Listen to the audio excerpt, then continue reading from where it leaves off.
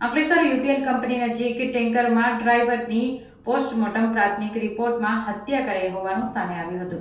અજાણ્યા ઇસમે ગળા અને આંખના ભાગે કોઈ તીક્ષ્ણ હથિયાર વડે ગંભીર ઇજાઓ પહોંચાડી હત્યા કરાઈ હતી.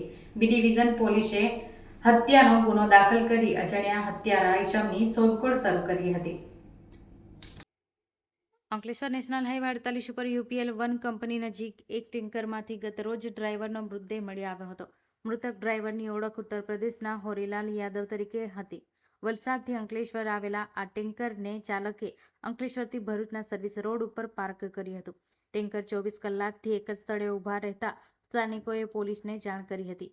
પોલીસની તપાસમાં ટેન્કરની કેબિનમાંથી ડ્રાઈવરનો મૃતદેહ મળી આવ્યો હતો. મૃતદેહ ઉપર ઈજાના નિશાન જોવા મળ્યા છે. ડ્રાઈવરનું ડ્રાઇવિંગ લાયસન્સ અને અન્ય દસ્તાવેજ ટેન્કરની થોડે દૂર મળી આવ્યા છે. અંકલેશ્વર બી ડિવિઝન અને ભરૂચ એલસીબી ટીમ ઘટના સ્થળે મુલાકાત લીધી છે. પોલીસે હત્યાની આશંકાને ધ્યાનમાં રાખીને તપાસ શરૂ કરી છે.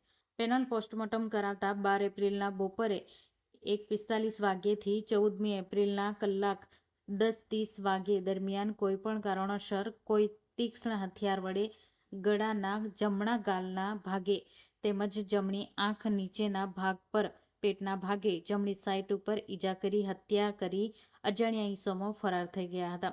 હોરીલાલ યાદવની હત્યા કોણે કરી અને કયા કારણોસર કરાઈ તે અંગે પોલીસ દ્વારા તપાસ શરૂ કરી હતી અને કંપની તેમજ આજુબાજુના સીસીટીવી ફૂટેજ તેમજ અન્ય સંયોગિક પુરાવા એકત્ર કરવાની શરૂઆત કરી હતી અને અજાણ્યા હત્યારાને ઝડપી પાડવા માટેની કવાયત આરંભી હતી.